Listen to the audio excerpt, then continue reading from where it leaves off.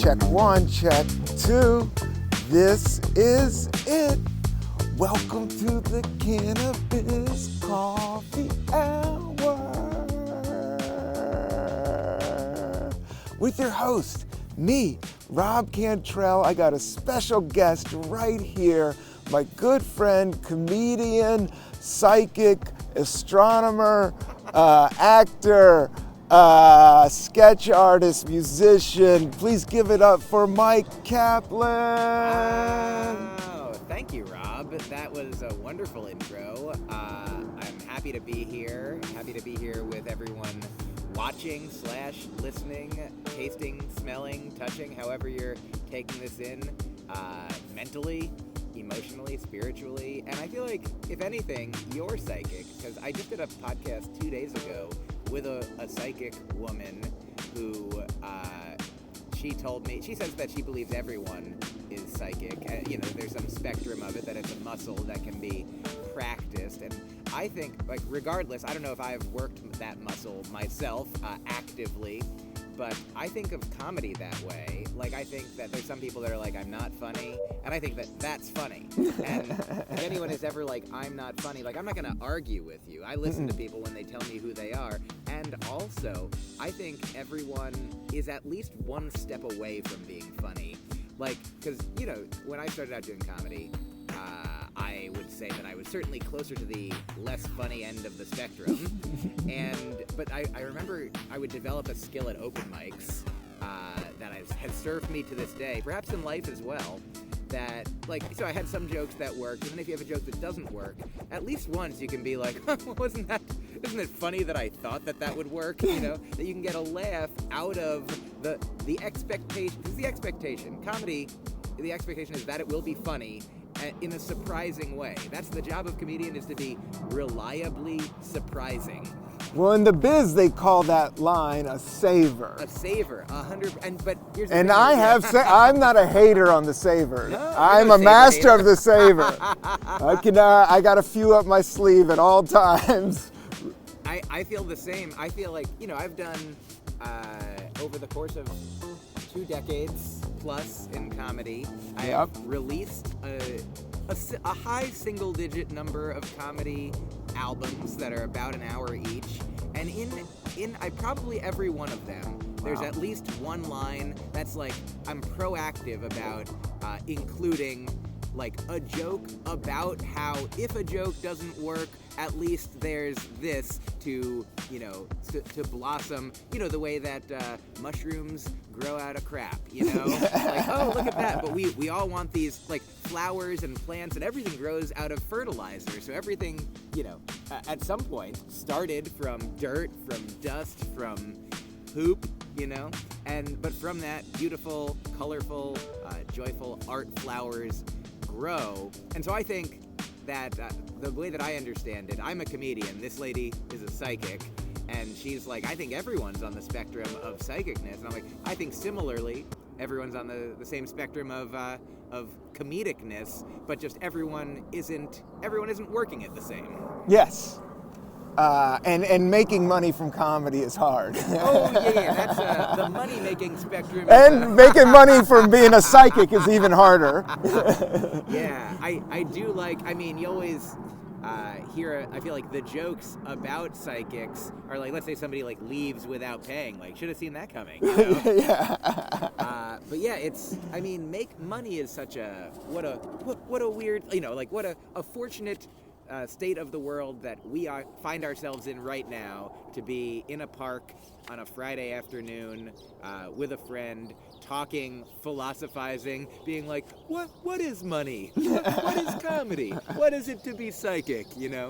That's what we're doing. Very, very grateful to have this opportunity. Thank you. I'm grateful to see you and be outside. Yes, Myq said we are in an undisclosed park in Brooklyn, outside, and there's a bird full of trees. And there's a picnic table full of high school hooligans, so we might have to make a run for it any minute. Oh yeah, high schooligans.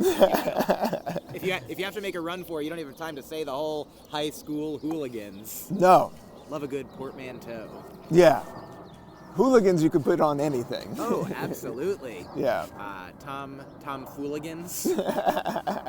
Love it. Now, Mike, you have a album coming out. Yes. And you, like you said, you are. I know Mike for years, and he's a great stand-up comic, hilarious, and also a nice, good guy, artistic, I thank you. and a nonconformist.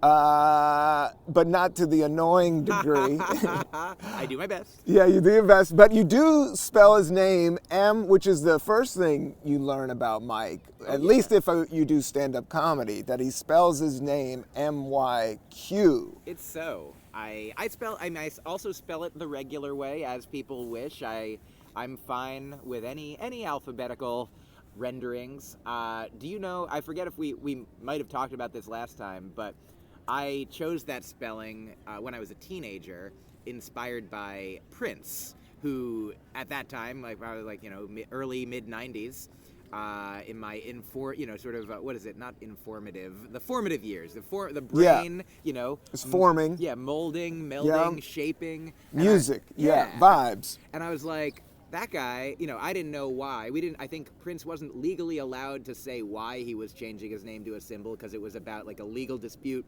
with his record label, I believe, where they wouldn't allow him to put out stuff on his own as Prince. So he's like, well, then I don't have to be Prince. I can be a symbol that doesn't even exist, that can't be pronounced, that isn't on any keyboards. But he was just like, oh, he did that? And I was like, wow. I was impressionable.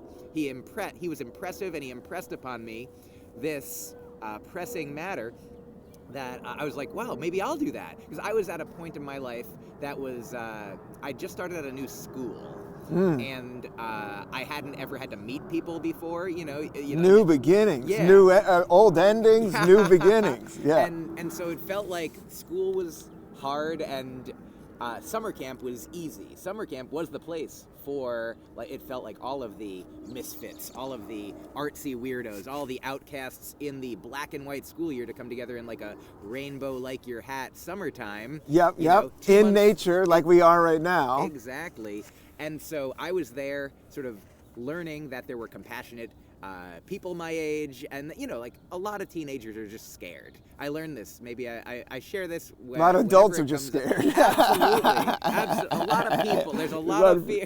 There's just a lot of fear out there in general. But especially youth is a very, because you just don't know. Yeah, and I read about a study once that said the teenage years in particular, teenagers are more likely than adults to mistake a fearful face for an angry one. So, if you're in high school and you look at other people who have fearful faces, you might get scared because you think their fearful face is an angry face, and they might think the same as you. It's kind of like a weird prisoner's dilemma where everyone is afraid that everyone is angry, and maybe some people are angry, and maybe some people aren't any of these things. Maybe some people are wide open, generous, loving Buddhas even in high school. But for me, I kept to myself. I was afraid, but at summer camp, people drew me out, and it was a wonderful experience. And I feel like comedy is like the same kind of thing. Like, comedy is where the nonconformist doesn't conform. Do you know? Are you with? Do you like Brene Brown?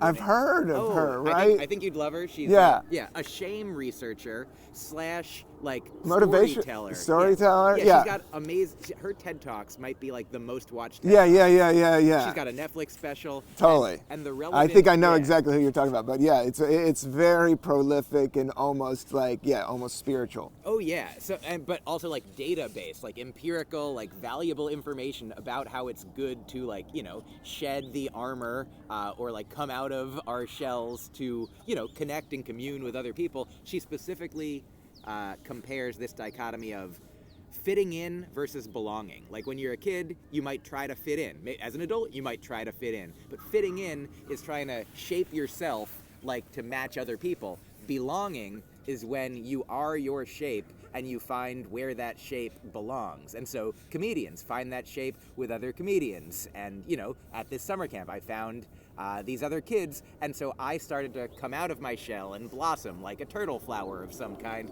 And that's when and where I saw Prince do his thing, and I was like, that guy's a funny, weird, he's doing a cool, weird thing. I'm gonna do a cool weird thing. I didn't even go as far as him. I still stuck with the alphabet. You can still type my name on a standard keyboard, but that was when I was like, yeah, I'm gonna be just like that. No, it's that dope. Fun weirdo. And then he changed his back later when he was legally allowed to. I was like, oh, I guess I'm here now. No, I mean names. I mean, they say in Buddha philosophy or Zen philosophy, like the naming is beginning of the suffering. Like, so when you let go of the names, and I think that's what the whole symbol thing, because he was marketed, and his whole namesake is like they're making millions and millions of dollars just off of his name that he even created. Of course, because that's what people who only read the headlines, which is so much of us, so many of the times, like the people who want to make the money are like, Prince has sold something. So how about Prince 2, Prince 3, Prince 4? Just keep princing it up. And he's like, why can't I just can I do any? And they're like, no, but like.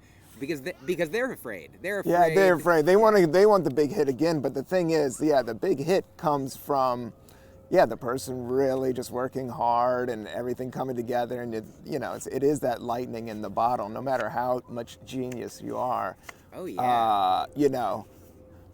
There's only one Purple Rain. Absolutely. And I love the thing that you said about like the name being the beginning of suffering, like the beginning of separation. That like, I mean, on like the micro level, which maybe sort of mimics the macro level. Like just as a baby, we don't know. You come into the world, you're literally a part of your mother, you're part of the mother's body, or the father's body if it is a transgender situation. You're part of a parent's body.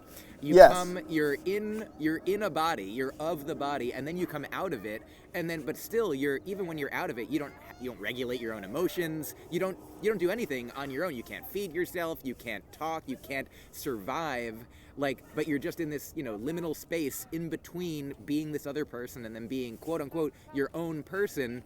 And that separation, you come into the world, you cry. But at first, you're just, as opposed to just in the safety of the womb, perhaps like before the Big Bang, metaphorically, you're just like, oh yeah, just like God, universe, chillin'. And then you're like, well, I want to hang out with someone, but there is no someone. So I guess I got to split into someone's. And now there's separateness, hopefully, to be able to find ourselves in others and then, meld back together. Yeah, I think it's beginning from the one, and then you're always connected. Like, that's the thing about mental concepts, is like the brain is there, it's naming all these things, and it's saying this is a tree, this is a body, this is this. But in nature, it's always happening. You've always been connected, like the woman to the earth, to the sun, to the moon, to the Scorpio, to the Capricorn, to the disco floor. I love that you brought up the Scorpio, because do you know the story of the I think it's the scorpion and the frog? I've heard of it. Yeah, I think you'll be familiar with it, if not literally, at least vibe-wise. The story is, like, there's a frog and a scorpion, and the scorpion's like, hey, frog, can you give me a ride across the river? And the frog's like, no, you would sting me and kill me. And the scorpion's like, but then we would both drown. What kind of fool would I be to sting you? So clearly, you'll be safe as you ride me across. And so the frog's like, well, that does make logical sense. And the frog then lets the scorpion on his back. They start heading across the river. The scorpion stings him, and just before they drown together, the frog's like, why did you do this? And the scorpion's like, it is my nature.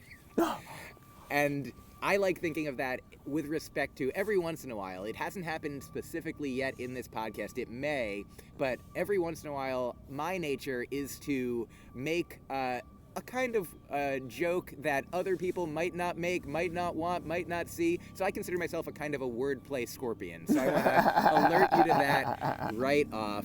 This is true. Lots of jokes coming out of Myq Kaplan. But that is wild.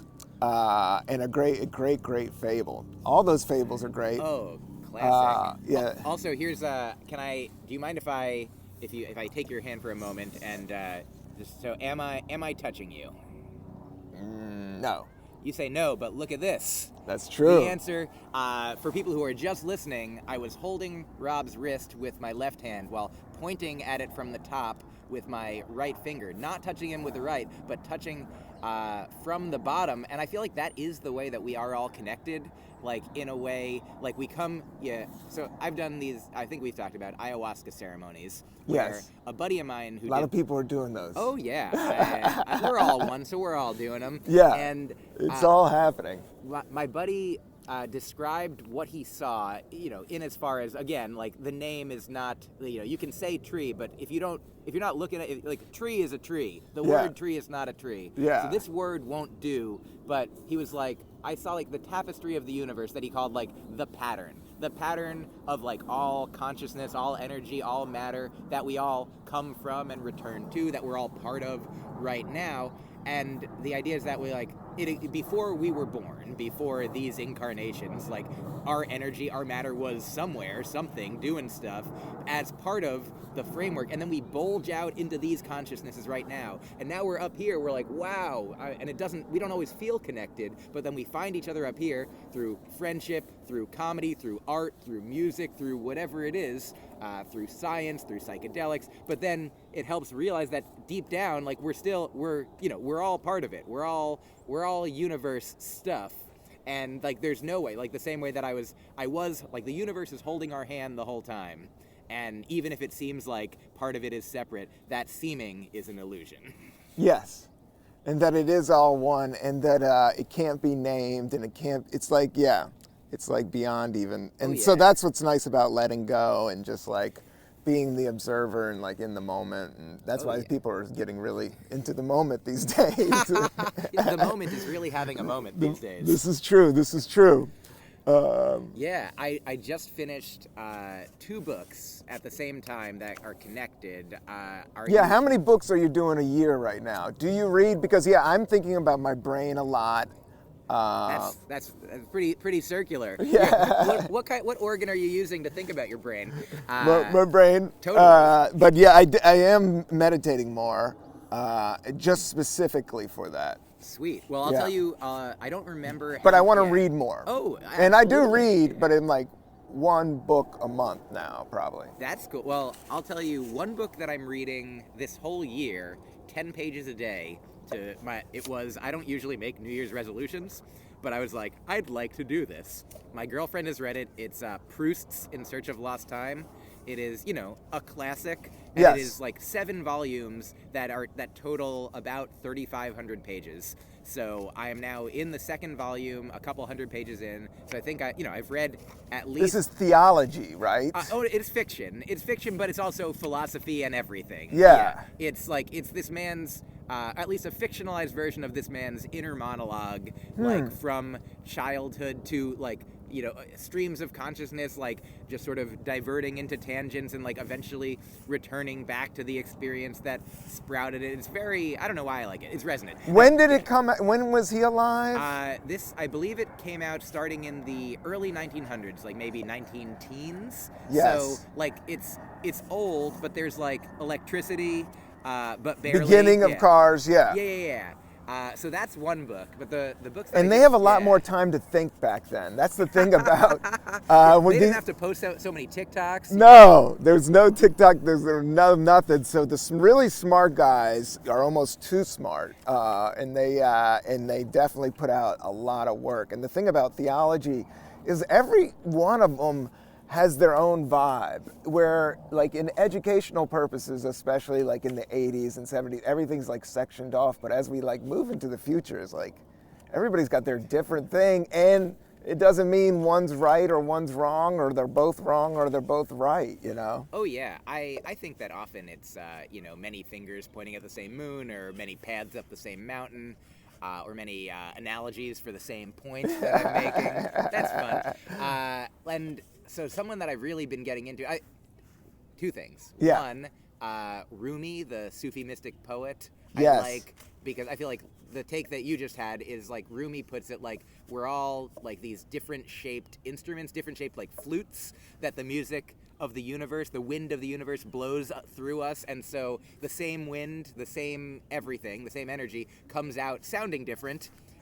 because, you know, if you have a different shape, a different timbre, a different structure, then that's what happens. But it is, you know, it's I've been thinking about karma a lot. I've been listening. Totally. Yeah, and how your karma like creates your kind of your whole like thing going forward, or you don't think of it going forward, but kind of like some type of weird bridge. Yeah, it's my understanding from my friend Gus, who is a practicing Buddhist, told me that his understanding from Buddhism of karma is slightly different than like the classic, you know, sort of caricature that we see of it, you know, that involves perhaps, you know, revenge or retribution, or you get what you deserve. Whereas my understanding is that karma, the root of the word etymologically, really just means like you're doing. Mm-hmm. So that like your energy, more or less. Yeah, and even like say like gravity. Like gravity doesn't do things that people and things deserve. It's just like if I throw this book in the air, then it'll come down. It doesn't deserve to come down. It just does it because of gravity.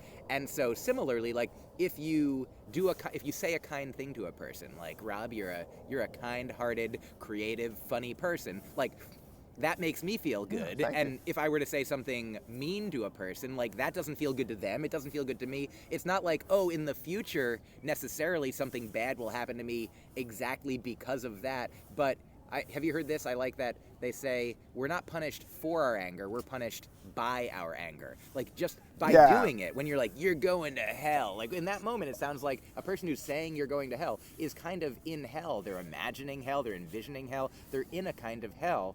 And so two of the books I'm reading right now that I just finished, one is The Tao Te Ching, you know, the Taoist text by Lao Tzu, I believe. That was translated by Stephen Mitchell. And Stephen Mitchell is married to a woman named Byron Katie. Do you know her? Mm-hmm. Byron Katie. No, I've heard of a Stephen Mitchell, but I know that I listen to it on loop at night, at Tao Te Ching. And that's what Lao Tzu, yeah. And it's, you get something different from it each time. It's weird. Totally. And so, like, I mean, the reason I thought of it specifically now is I just finished it, and, like, that's one of the first chapters in the Taoism oeuvre is, like, the Tao that can be named is not the eternal Tao. Yeah. Like, once you're saying it, that's not it. It's the ineffable, the mystery, the thing that, like, you know, you can't observer yourself out of everything and also be the ego that exists here. But his wife, Byron Katie, she is this wonderful spiritual teacher, or just a human, who has written a bunch of books. Her first one that I read was called Loving What Is. This one was called 1,000 Names for Joy. And I think I've heard of that one, yeah. She's basically just like for herself, like helping, like one day she just woke up in her 40s, and if we are to take her at her word, which I am happy to do, like people are like, oh, so are you enlightened, or what does that mean to you? And she's like, I guess I just now understand what causes suffering and what doesn't, which is like, you know, potentially aligned with the same, like the Four Noble Truths of Buddhism. And for her, the thing that causes suffering is believing a thought, believing a story that we have about our lives or another person's motivations or anything that we can't know is true. And she offers questions like, is it true? Can you know it's true? Like, who are you? Who would you be if you didn't have that thought?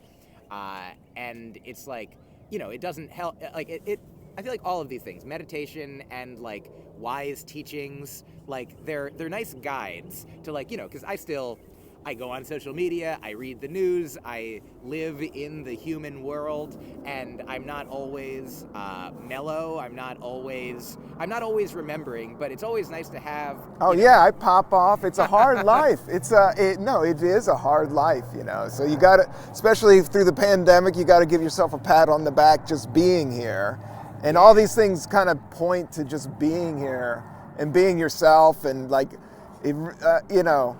It's more like it's more of like a practice. Like that's how I get through meditation. Like today I did 20 minutes, but I was all over the map because I smoked a little bit. But I was all over the map, and I usually go, Alexa, put on 20 minutes, and then like I asked her how much longer, and it was 8 minutes. I was like, oh, but then I knuckled down and I did it because it's just practicing. You know, practicing.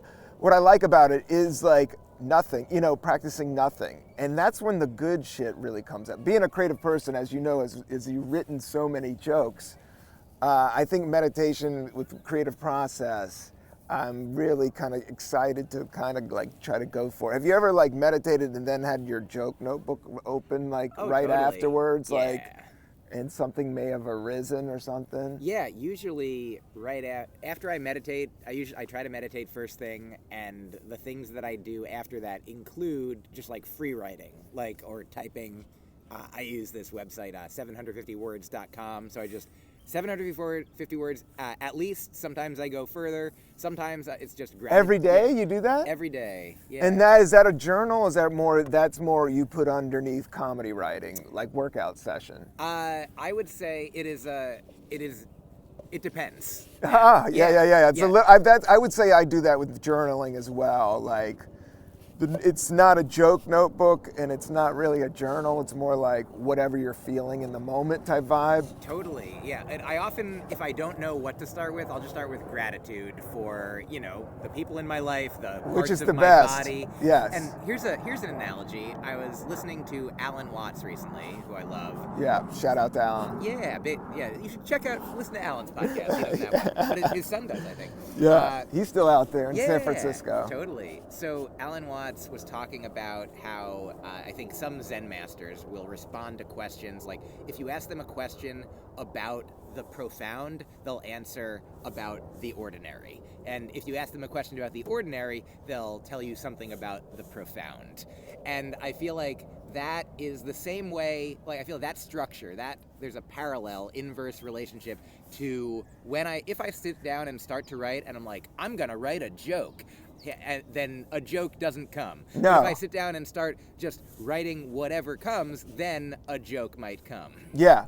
Or do you ever just get the itch for you gotta write, or usually when I jump out of the shower. Sure. And and then I must have been talking to myself in my brain. And that's what's cool about meditating, that I'm learning about consciousness and learning that talking in your brain, you're just creating. That's why I think none of these are real. They're just creating. And that's what's kind of tricky about mental health with comedians, because we are in our head. That's how we get the work done, and that's how we create the jokes. There is they kind of go hand in hand a little bit. Yeah, I agree. And also, I think probably for non-comedians as well, though with comedians, we get to see the output. We get to see the process. We're a plumber in the Midwest, we don't get to hear the results of that person's, meditation or shower thoughts, because unless they have a podcast, But for a comedian... But if you hear that flush, when that toilet, wow, I fixed my toilet recently, and I felt so proud of myself. Yeah. Well, I didn't fix it. I put a new toilet seat on. That's good. But I did that, and I felt very proud. But being a plumber wouldn't be that bad of a gig. No. If you're good at it. Yeah. I think anything. I mean, whatever you're doing, I hope you're enjoying it. Yeah. If you're not, I hope that you get to do things that you enjoy in the crevices in between, the thing that you're enjoying less. Because like we said, of course, as is so, in a capitalistic society, sometimes you need to do things. You gotta do shit. You can't do. Yeah, capitalism, you gotta do shit. And I used to bum out about it. Mm-hmm. And I still of course we all bum. I wish there was a better healthcare system, and that's what this shit that I worry about. But lately, it's your adversities is what makes you who you are. And I do know the more I've gone on fatback time, the more I've just slothed out, which I love slothing. There is a dark side to that. Mm-hmm. And especially as you get older, just being in your head, whereas working, we shouldn't work that hard, but cleaning and staying busy is good for you. And solving problems is good for you, because you have to go through that to get through some other shit up in the clouds somewhere that you might have to head to. Oh, yeah. Kind of related to what you're saying, and on the Byron Katie tip, it's basically whatever you think, if you think you should do something, and it seems like it's a good thing to do, and it's gonna be either good for you or good for, then do it.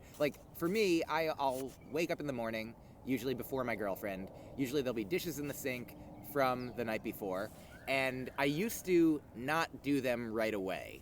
And like maybe my girlfriend will do them later, you know? And it's not like we don't have a specific guideline of like you have to do it or I have to do it. Like just we both want the dishes to be done at some point, and if one of us is like I'm having a really like busy day or stressful day, or like if one of us said would you mind doing the dishes, then the other one would absolutely do them. But so I don't always do this, but very frequently in the morning now I'll wake up, I'll do my meditation, and then like before like even brushing my teeth and doing bathroom things, I'll just, while listening to like Alan Watts or some other like meditative, spiritual, fun stuff, I will do the dishes, and that'll be like another 20 minutes of and it's like its own meditation. Yes. That I think gets me even more out of, if I'm just sitting or lying down and meditating, then my mind will like go all kinds of places, and I'll be like, wait, what am I doing here? Which is all part of it also, and is fine. But if I'm just doing the dishes, I'm like, yeah, doing the dishes.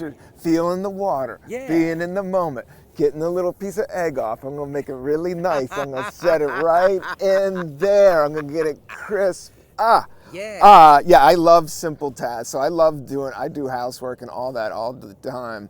I can definitely cook and clean, and you ache about it. You moan and ache about it, but it is there's something good to it, and something that I've been doing, not all the time, but like if I see it, I used to let it ride. Now I'm like, if I could knock it out as soon as I see it. If you see something, clean something. Yeah, if I see something, clean something. If it's a little funky, if there's hair there, like I'm on it. Oh yeah. The same thing with life, and I got back to you in a week for this podcast, but I was running and gunning, and I had another guest last week. Thanks for everybody that's listening to the Cannabis Coffee Hour, but you were so nice. But I usually try to get to emails a little bit faster than I did. Sure. But with this podcast, you're too cool to do it. It's all DIY, and we're out here. Oh yeah. In the park. I love, here's a. And you're not the biggest cannabis smoker. No, I am now a cannabis eater, much more. Yes, I do know that. Yeah. Totally, and I love. It is good for sleep. Is that what you're finding? I definitely do it mostly at night. Yeah, before. Yeah. Like when it puts me to sleep. Even the ones they're like, this one puts you to sleep and this one doesn't. I'm like, they both do. Yeah, at our age, like they all do. I was bumming out. I was like, am I addicted to it? I think for this podcast, like I want to try to do a month. I did like 5 days without smoking, and it was cool. And that's the thing about it. It is rubbery in that sense. I have a similar, because I don't judge anyone who like for weed. Like weed, like if it feels good, then why don't, like, so many things don't feel good. If it doesn't hurt anybody, if you're sitting in your house, if you're talking with your friend, if you're listening to music, enjoy it. Just absolutely. And then for myself, I'm like, is it too much? Should I not be doing it every day, every night? Yeah. Like every once in a while, for a little while, I wouldn't always tell my girlfriend that I did it, and sometimes I'd see how long it would go until, like, I'm like, because I just want to be like, well, I could just be like me. I could just be, this is regular. Like, it's just like my little secret for a minute. But then every once in a while, like, sometimes she would start like a serious conversation. I'd be like, oh no, I'm not in the condition for this to happen. I have to tell her. Now I tell her. Yeah. Because previously, usually it wouldn't be a serious thing, but it would just be like we're watching something. With edibles, there's a little bit of an edge to it. And the thing about cannabis, like when you start going into emotional areas, it heightens everything, So that's what I do think, that maybe I have a touch of ADD or whatever it was that I never took care of. Like, it does help me focus. Like, let's say we're washing the dishes. I love to smoke and wash the dishes, or do some menial task, or listen to some music, or even play some music. But yeah, if you're going heart to heart, or you got to talk to your grandmother, or it's not the best thing to be super high. Oh yeah, like every once in a while we'd be watching something and I'd be like, this song is beautiful. And my girlfriend would be like, are you high? And I'm like, how did you know? She's like, because this is a commercial with a synthesizer from the 80s. And I was like, but it's so beautiful, right? You are right.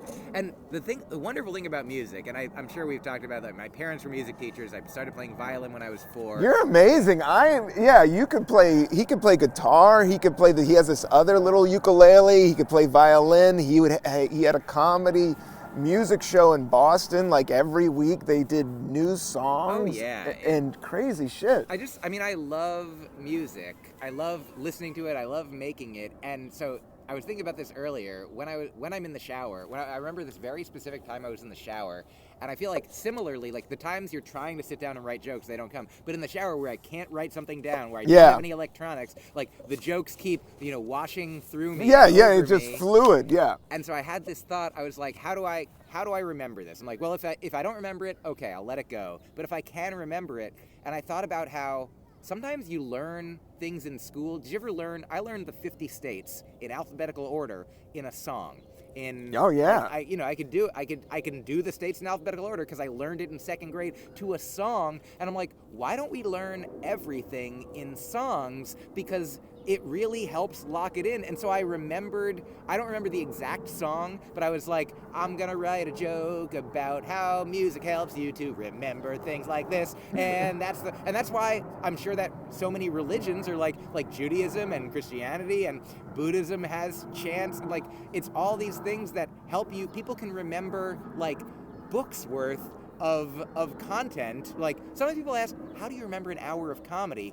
And I'm like, well, imagine if you had to imagine if you just had to sing 12 songs. Like, 12 songs. You know all the lyrics. You could sing Happy Birthday and the National Anthem. You could sing Jingle Bells, whatever your favorite songs are. You could sing a bunch of Beatles songs. I'm like, and then just imagine that's all you're doing for an hour. You could remember. How do you remember all those lyrics? You just do. And like with comedy, like I'm just doing an hour of my songs that I wrote that are about my life and my thoughts. So of course, how could I not remember my own thoughts and life? That's true. And then also like while you're doing the dishes, like, classic Whistle While You Work, beautiful song about how, like, of course, if you're doing something that's challenging and you can, like, make music or think about something creative or move around and dance. Yeah, music, like time imprints space and time. Like it catches a little bit more imprint onto your brain. Like that's how I learned all the countries of Africa. Stetsasonic, which is a great hip hop band from Brooklyn. That's what De La Soul's producer was in the band Stetsasonic. But they had this song called Africa, and it was like. It was called Africa, Angola, Soweto, Zimbabwe, Tanzania, Zambia, Mozambique, Botswana. So let us speak about the motherland. Oh, wow. Yeah. Speak about the motherland. So that was from a hip hop song. Taught me all those countries in Africa. Beautiful. And I couldn't even bring up that data right when I was doing it. I was like, oh, if I mess this up, I'm fucked. This is gonna sound weird. But no, then it was there because of the tone. The tone, and those are good vibes, Oh yeah, I forget who it was. Oh, I think it was Nick Cave, the musician. Yeah. He has it's not necessarily advice, but he has this question and answer email. You can send him a note and he'll answer some people maybe once a week or so, called the Red Hand Files. And recently he shared a story about getting to record with Johnny Cash, do a song with Johnny Cash. And he described, it was like towards the very end of Johnny Cash's life, like he was, having a difficult time getting around and didn't always, couldn't see everything clearly. And he was it seemed like an old man, but then once he started singing, it just that dropped away and he just was Johnny Cash. And I've heard other things that there's people who are, borderline, have, some struggles with dementia, can't remember what they just ate an hour ago, but remember a song that they learned 50 years ago and can sing all the lyrics perfectly. Music is it's a deeply ingrained art, it's like it's ancient and beautiful, and I think it makes sense because like we feel like we're solid. We're like, we agree, like, yeah, there's solid, there's liquid, there's gas, we're like, there's a table, there's a rock, but we're all, every one of us, everything is like, rotating, spinning, we're all vibrating molecules, atoms, electrons, protons, neutrons, like we're all literally vibrations. So of course music makes sense, like of course. And you get to play with the vibrations. That's what music is, like we're all energy. And when you make a creation, when you create music, whether it's good or bad, you're pretty much just putting your hand in the die and playing with, I think a lot of art is with that. It's like you're just playing with life, and which is one of the things you should be doing with life. And because you are life as well. It's like life playing with itself. Like, it's not that we sometimes do feel like we're outside, like, looking at like a painting of life or like a movie of it. But it's like, the thing in Buddhism, they say like the same person can't step into the same river twice, because like we see it with the river. We're like, of course, the water that's here right now is not the same, like it's over there now, and it's different water here now. And we're also that. We're those rivers, and like the whole thing is a river. It's like going back to your old hometown and that saying, like, you can't go back home because you're like, oh, it's the vibe, but it's not the vibe. But the thing is, you've changed and life has changed. The world has changed. And right now is like, it's super changing. With cannabis, the laws are opening up. New York is going crazy. But at the same time, some people think it's a little much. But now psychedelics are becoming more mainstream. Yeah, very mainstream. I know you do enjoy psychedelics. I sure do. Do you still take a lot of psychedelics? Are you still, like, I always had a theory, but my theories are dumb in the sense that, I've been smoking pot forever, so it's like, what am I talking about? So I've always been like, you can't trip too much. Like, you should only trip maybe like 3 times to 12 times a year. But some people are going crazy these days. I would say I'm these days absolutely safely within that 3 to 12 times a year window. Yeah, once a quarter. Here's an analogy that I think. First, Pete Holmes shared this with me that, like in an article that he was being interviewed, that I think Alan Watts said, he's like, when you've gotten the message, you can hang up the phone. And so I definitely did a larger frequency of psychedelics, speaking of frequencies, earlier in my 20s and 30s, and now I'm in my 40s, and I still do, like a few times a year. I'll do mushrooms, I'll do ayahuasca, but there was a time when I was doing it like once a month for sure. And what is the thing? Oh yeah, the analogy. I really like this. I never thought about it like this, but doing comedy, doing comedy every night is good if you want to do that, and it's often the way that I heard. You start out, you're like, what? Seinfeld once didn't miss a night on stage for 18 months. That's how you do it. And then I heard Pete Holmes talk about that, to bring up Pete again, who I love, and he's like, well, maybe some night I just want to stay home and watch The Dark Knight, and maybe that's how you're a comedian if you want to do that. And I'm like, yeah, of course, you do it the way you want to do it. And he's also said, and I really like, and other people have made this point, but I feel like this is his phrasing. He's like, you want to have a life that's worth commenting on. You want to, if you're literally, let's say you could do comedy every hour of the day, which during the lockdown phase of the pandemic, there were Zoom shows happening in every continent, in every time zone. I knew people who did a show every hour, legitimately, woke up and if you're in New York, do a show in Australia that's happening 15 hours different, do a show, whatever, or at night, and then it's morning there, whatever it is.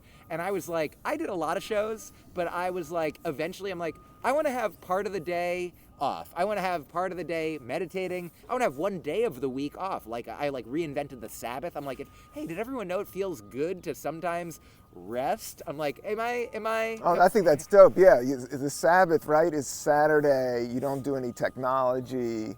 You don't work, and you just kind of hang around the house with the fam and make bread. Do whatever your version of that is. For me, it ended up being during the pandemic, main lockdown phase.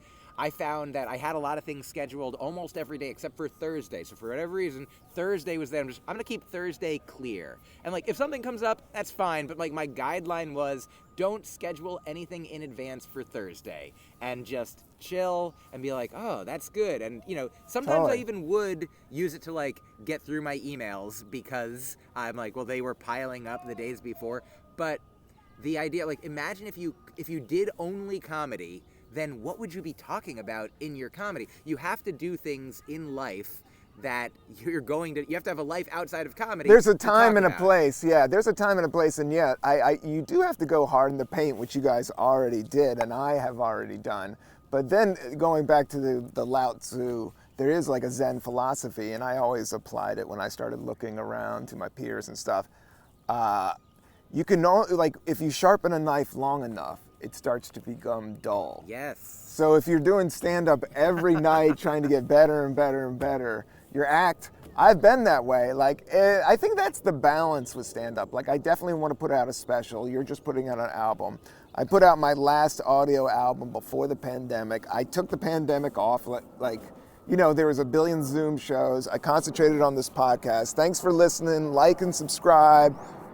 Write something up, all that. So I put a lot of effort into this, but getting back out there and just doing it, there is a time to work hard. There is a time to just like crank it out and do it, but then there's a time to, chill. Oh yeah, and I feel like to analogize this to psychedelics, I think if a person is only doing psychedelics, like I think Ram Dass said, like, you don't meditate to become the best meditator. Yeah. You meditate so that hopefully then perhaps maybe your whole life becomes a meditation. Even if you're not meditating proper, you have the lessons, the insights, the skills, the calm, the poise, whatever it is that you get from meditation that you can apply later in your day, later in life. And I feel like psychedelics are a meditation like that. So Yeah. of course it makes sense to do psychedelics when you want to,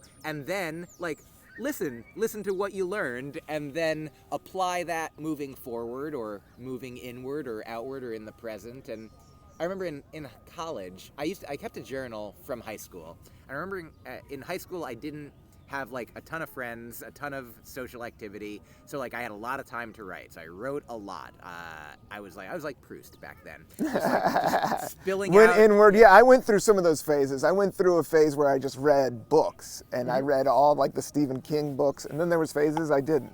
But yeah, you go through like writing phases. That's dope. And then I got into college, and thankfully, because of my positive social camp interaction experience, I felt like I could fly. I felt like I was like, oh, like I now have experience in practice being friends, making friends, and so I was able to, like, I had a social life in college, and then I sort of mourned the loss of all the time that I had to write. I was like, I still want to write a lot, but I found myself sometimes like having to choose between like going out and having a good time with friends and staying home, and I'm like, but I want to write about. It's good to be bored. Yeah. It's good you shouldn't be bummed about being bored or not having friends, because there is a time in life where you can concentrate on just the shit that you got to get out of your soul. Yeah, and so I was like, well, I'm glad it doesn't have to be all or nothing. It doesn't have to be either socialize or create art or write or whatever it is. But there, hopefully we come to everybody might maybe have their own equilibrium. Maybe some people do want to, like if you're more on the introverted spectrum, you stay at home more and you do your work. And if you're a performer, you go out and perform and then you go home.